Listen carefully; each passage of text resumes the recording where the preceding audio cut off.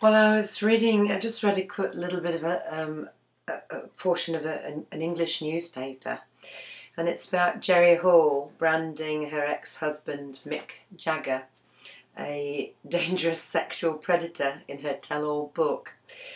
And it raises issues in my own relationship and with some of the questions and comments that some of you are making to me that I think are very relevant to all of us in a situation like we are. She says that she loved him and that he swore undying love for her, but that she felt unsure of him. And what I can say to you is, regarding the Frog Prince and myself, is, I'm not a stupid woman. I may have been naive, but I'm very perceptive and I have good instincts, and I'm very good at finding out what I need to know when I need to know it. And a sexual predator, somebody who isn't solid and secure sexually or emotionally, will make you out to be needy, paranoid, when you feel things are not right and you question those things, when there are instances of things that are obviously not quite right. You will invoke a response, and if the response is angry, defensive, you know that there is something inside unspoken, or something that you've hit a raw nerve. But what will happen without doubt is that you will be made to feel that you are constantly questioning, constantly, unreasonable. You aren't, you're not. But your love for this person will make you take a step back. Like I said, I'm not a stupid woman. I am an honest person, but I am very good at eventually finding out what I need to know. And what these men don't quite twig is you have to be an exceptional liar to keep it up 100%. There will come a moment when you fail. Men who are used to being secretive, not telling everything as it is, having other agendas, eventually make mistakes. They always make mistakes. Always. It's a waiting game. And so whether your relationship is going to succeed, only time will tell. But also time will tell if the relationship is going to fail, because women and men who play these games, who are known as players, who genuinely can't change or don't want to change, who tell you that you're everything to them, that they will never do this to you, that they absolutely love you and want to be with you. If they cannot maintain that, eventually the facade will crumble and you'll know. And you don't need to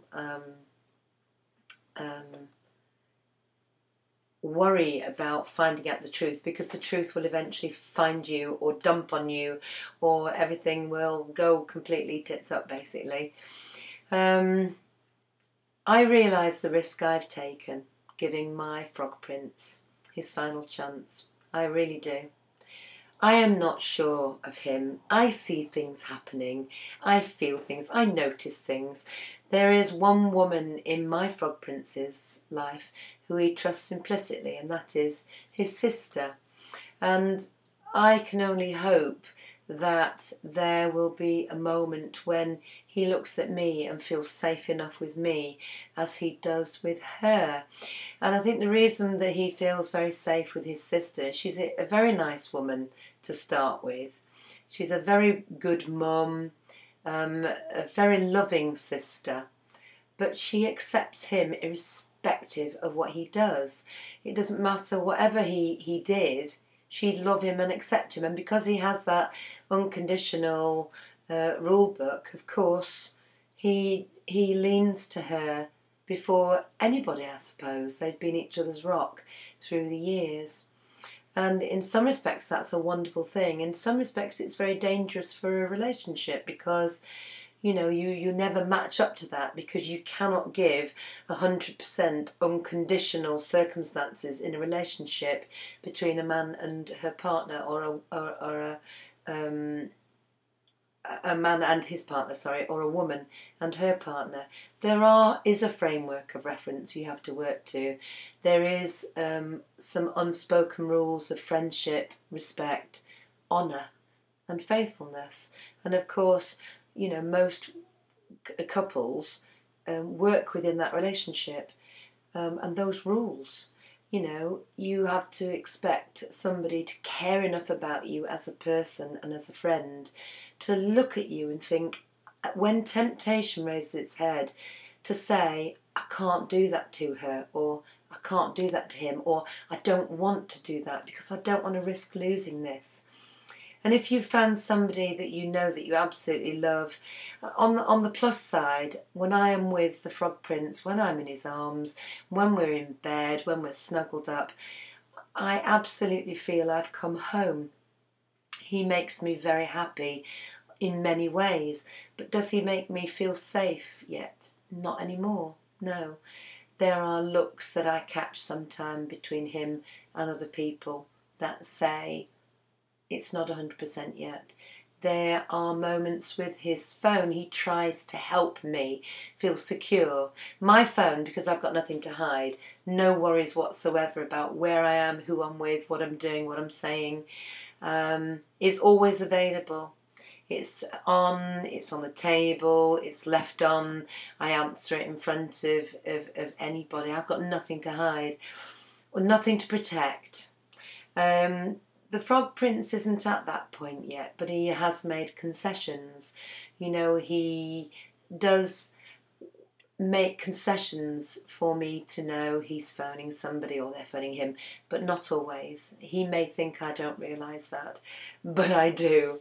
I'm aware that there are still moments which he's not telling me about, and people who are texting, phoning, that he's not being upfront about. He would say he's a little bit worried about my reaction because I'm still quite nervous. I would say I prefer to know the truth, irrespective of what the truth is. But it's all going to make me a stronger person. I adore this man. I absolutely love him. I want us to be together, and I want us to learn to trust each other. But this is a man who, his ex-partner says it was private before he met me. That's not what he was. He was secretive before he met me. And he's been secretive to an extreme all his life with women. He has had areas where he can't share himself with women. He's more at home with men.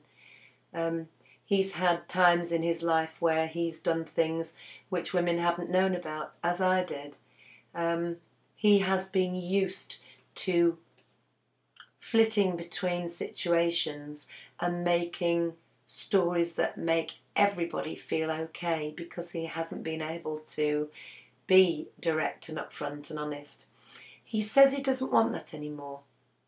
But then Mick Jagger told that to Jerry Hall, and we all know the story there. He says he loves me. He says he could leave me at any time if he'd have wanted to go. He could have gone. He hasn't gone. No, he hasn't. But the fear of that is still there, obviously, because, you know, trust takes time to build.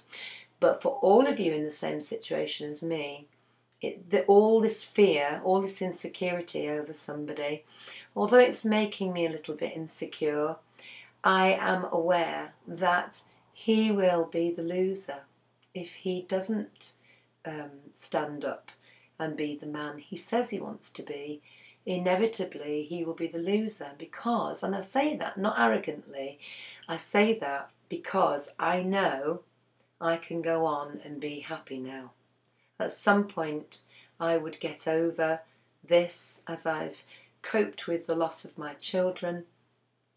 as I've coped with the loss of my job, my career, the opportunities through my accident, the loss of my use of my hand, the loss of being as fit as I was, my legs in the accident, putting on weight and having to lose weight and still losing weight. But you know, the attention that the Froglet Diaries has afforded me and the attention that I have brought to myself has meant that I know other people find me attractive. I know that I can cope with lots of stuff in my life and still stand up at some point in the future. I know now that I have a network of friends unparalleled that I can reach out to help me. And if the Frog Prince should ever go away, or if I have to send him away because he's lied to me or cheated on me or not been fair to me, I'm strong enough to make that happen. I will be devastated, no doubt. I will be upset, unhappy. I love this man. I want to be with him, but I know my happiness is within my own hands, and nobody, not even the Frog Prince, can make me happy if I can't make myself happy. I am getting stronger all the time in my resolve that I will not allow anyone to hurt me long term, to be in a relationship which is not healthy, full of trust and worth putting in the work. When you fall out, everybody falls out, everybody has arguments, everybody does that. It's not that will make your relationship succeed. And time will tell if ours will. There are situations which I'm still not 100% happy with, but I'm willing to give him those chances, because when those chances are blown, when those chances are ruined, there are no more chances. And I will move forward, and he will miss me, because he will miss the person that he has in his life right now, and I will miss him. But missing people doesn't mean that eventually you won't be happy. Grief eventually gets to a point where you can cope, and I know that. And that's what makes me confident that if the Frog Prince lets me down or lets himself down, long term he will be the loser, because someone else will end up with me and I will end up with someone else eventually when the time is right. I don't want that to happen. But if it has to happen, I'm strong enough now. And I hope that this will give you courage to face the fears.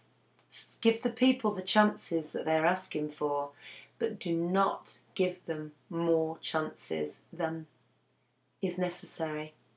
This is our final chance, and I know it, he knows it. Whatever he does is up to him. He can be happy with me, I can be happy with him, but there has to be compromise on both sides. There has to be trust. Absolutely, you're right. And if that is blown again, there will be no going back. There will only be going forward separately. And may the universe not need to deal with that lesson. But if it does, I will learn it and I will use it, and I will go on forward being the best person I can be. All right? I hope that gives you strength in your own relationship problems. Fingers crossed for us all. May love be enough.